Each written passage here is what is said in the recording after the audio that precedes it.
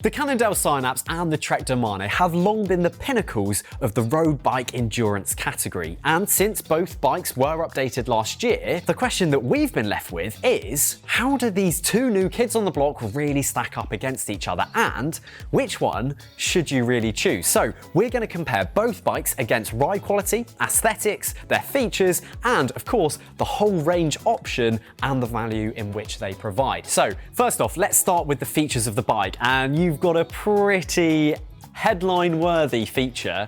Tell us what it is. Yeah, so I mean, there are two main things to unpack for the Synapse, and one is the bike itself, and the other is the Smart Sense.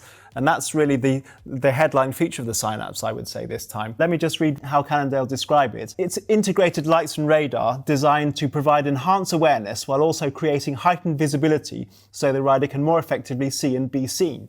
I mean, the theory and the idea is a pretty rock solid one, but in terms of execution, and you know, we're looking at this now from over a year on from when the bike was released.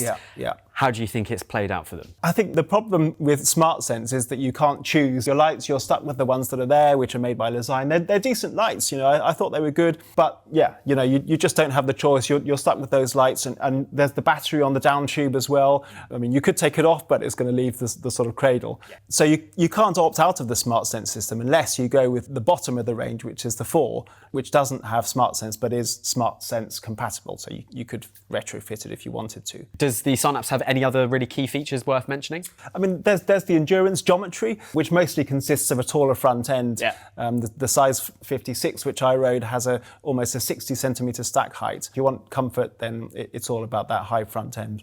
So tell me about the Domane. So ISO-speed decoupler. Yeah, so you've absolutely nailed it. That is kind of the big feature of the Domane, is that ISO speed functionality. However, there's a big difference between the Gen 3 and the Gen 4 version of the bike. So previously, you had 2 ISO speed points, one in the head tube and one at the seat cluster. And the one at the seat cluster was adjustable. However, it is no longer adjustable. They've also stripped out, obviously, the one at the head tube. So you're left with one ISO speed decoupler and it is non-adjustable. Now, the reason why they got rid of that adjustability is because they found that riders weren't actually ever adjusting it. Now, this has had kind of 2 really key benefits. One is simplicity and looks. It's just a lot cleaner and a lot smoother, but also by making it non-adjustable and inching the front end ISO speed, so much lighter. I think they managed to drop around about 800 grams out of the frame alone just by getting rid of and changing up their ISO speed system. So that's the key headline feature for this bike.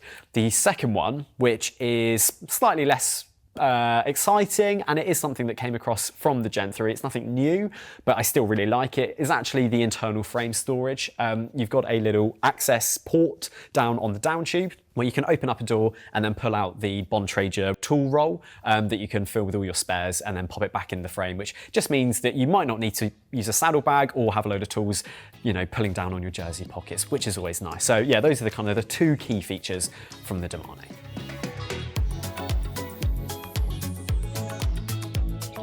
So Simon, tell me about the Cannondale Synapse's ride quality. So I think that probably when I rode the original Synapse, and we're talking about 16 years ago now, it felt really, really comfortable, but that's probably because the race bikes at the time were so harsh, the tyres were very narrow, the clearance was very tight, so it felt really comfortable. But now I think that the new Synapse is not really all that different from race bikes, and mostly this is because of the tyres. Race bikes now come with really wide tyres, and so does the Synapse.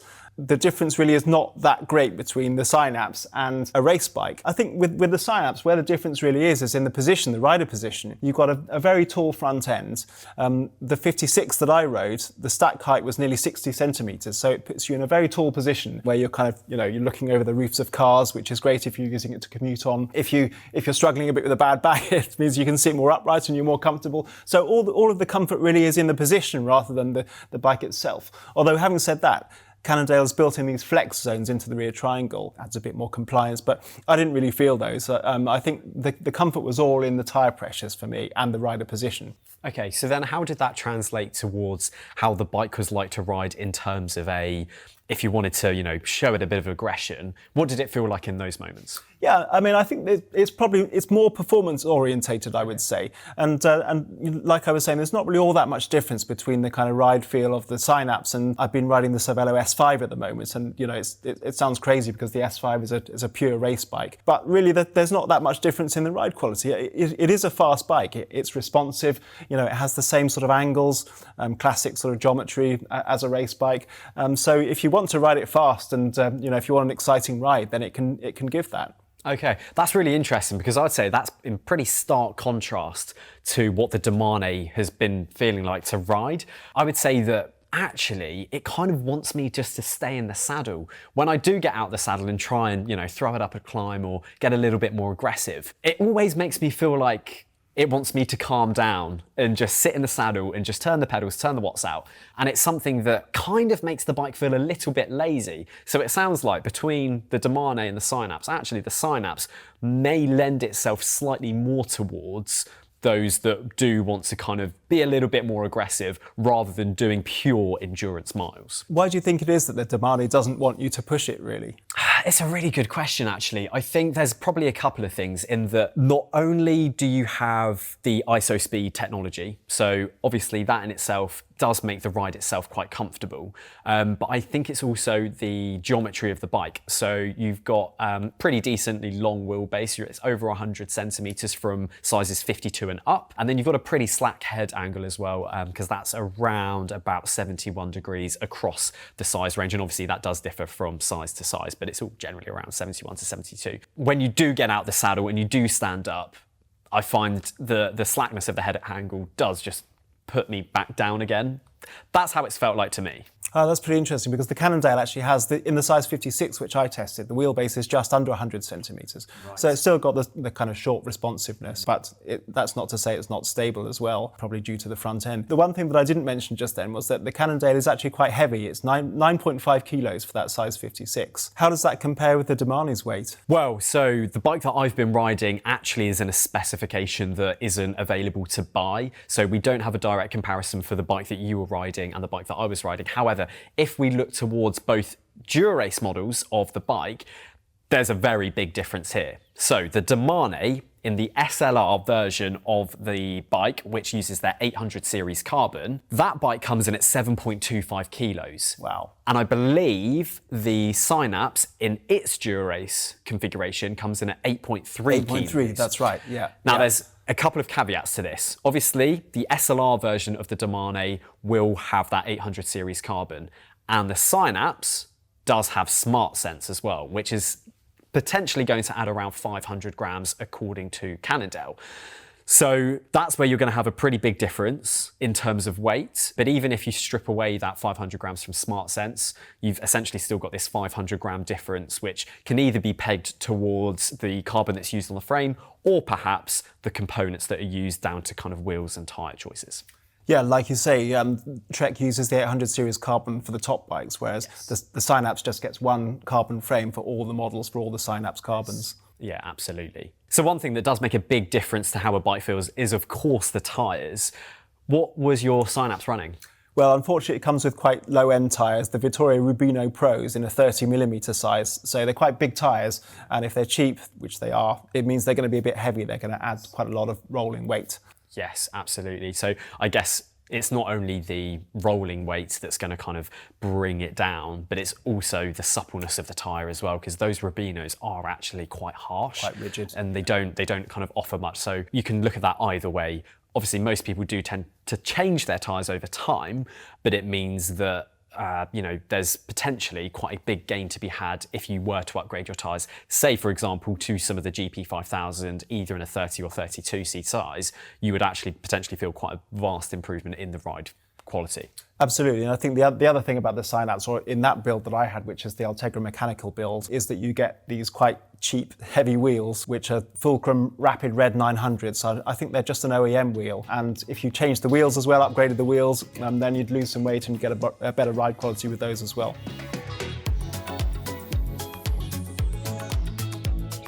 We'll move on to aesthetics now, and that is, of course, something that's quite subjective, but what do you really think of the Synapse's look? Well, okay, so it's got an angular kind of look. I mean, it's all straight tubes, and I like that. I like the straight angular tubes. A very compact main triangle, very heavily sloping top tube, and drop seat stays underneath that. So the Synapse frame is all about responsiveness and comfort because you've got the long seat tube and seat post. Do I like the look of it? I mean, I think it's not particularly striking, I have to say. But I think what is striking about the model I tested is the beetle green colourway. You know, you see a sort of an ordinary looking frame with the straight tubes, and you think, oh, that's just another bike. But the beetle green colourway, it looks sort of green, but in the sunlight it turns into this coppery bronze colour. So it's a really nice little twist and something that you don't really expect. And I quite like the way Cannondale has kept the logo small, so you've just got, you know, it's not sort of huge branding all over it. So yeah, I mean, I have to say I like the look of it. It's not the most exciting looking bike ever, but the paint is quite exciting. No, that's really interesting. For me, looking at the Domane, I'd say in some ways it's a bit of a weird thing to say, but it's a very bike-looking bike. You know, there's nothing really offensive about it, but at the same time, there's nothing really super inspirational about it. I think it looks quite elegant. I like it's a little bit curvier than the Synapse. I think it looks to me like quite an elegant bike. Absolutely. I mean, I'm a really big fan of a classic bike frame shape. I do love it when a bike doesn't have drop seat stays. And I do like the sculpture on the head tube as well. It's something that you do see across a lot of the Trek models. So it's nice seeing that kind of design language, you know, being consistent across them. And then one other thing that I will mention is that on some of the other Trek models, like the Madone and the Amonda, you do get a really big Trek decal logo on the down tube, whereas on the Domane, it is just a little bit smaller, which is nice. It's still large, especially comparatively to the Cannondale, but I think they've gone for a really nice set of colour schemes, just really bold colours with a pretty unoffensive looking logo, and the frames just generally look pretty clean.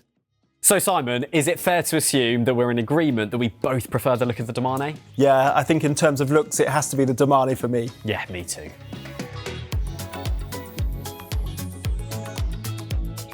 Finally, we are going to discuss the build options and the value that those represent. And actually, I think they make for a really interesting comparison because the Domane is available in so many more builds. And that's because you can buy the Domane with a SRAM group set, whereas at the moment, you can't do that on Cannondale. So run us through, Simon, what do you think about the Synapse's build options and the value that they provide? Okay, so first of all, I've just got to say that the one that I reviewed, which was the Altegra Equip 2 RL, is £900 more expensive than the outgoing Synapse. And that sounds like quite a lot of money. And I'm guessing that that is probably to recoup the costs of the R&D, the Smart Sense and the new bike. You know, that's mostly where the costs are going to be. But actually, if you look further down the range, it starts with the AL, the aluminium versions, and those bottom three are actually looking like quite good value for money, I would say. You've got versions with Sora, Tiagra and Mechanical 105, and they come without Smart Sense, but they're still Smart Sense compatible. Yes. Then there's one Synapse Carbon that comes without Smart Sense, and that's the only one, as we mentioned earlier. It sounds crazy to say, but the higher up the range you go, the better value it looks. Which is genuinely mad to say, but this is the thing. When you do compare it against the Domane, which at the moment is what we're using as the point of comparison, the gaps become even bigger. So at the bottom, for the Sora equipped aluminium version of the bike, you've got a difference of £150 here in the UK. However, when you get to the top end and you look at the Dura-Ace carbon models, you've then got a difference of £3,500. Yeah. That's absolutely huge. Why do you think that is? It's hard to fathom it actually, because I think for any bike, the flagship model with Dura-Ace Di2 is normally going to be more than £9,000. This day and age, yeah, which, I mean, in itself is another point of discussion. Yeah. But like you say, to get the range-topping bike for, you know, 4 figures, I mean, it's not amazing, but comparatively, it's much better than the Domane. It is, but actually, I wonder if that's because, as we said earlier, there's just one carbon frame across all the Synapse models. They're not using a sort of super high modulus, kind of very super light thing. Yeah. Maybe I think that could be to come. As we know, we have seen Lab 71 bikes coming out of Cannondale very recently. It was launched with the Super 6. There's now the Topstone. It's pretty clear that they're using molds that they already have. So, you know, either maybe towards the end of the year or next, it would not be a surprise to see a Lab 71 Synapse. So then it brings it up to the expected flagship price of 14 grand. Yes, exactly. Well, and actually, since the very top end Super 6 is £12,500, once you've mated that spec to a Lab 71 bike, it would then be potentially matching the Domane exactly pound for pound. As I mentioned at the start, the Domane does come in far more build options. And I think, we've discussed the top end.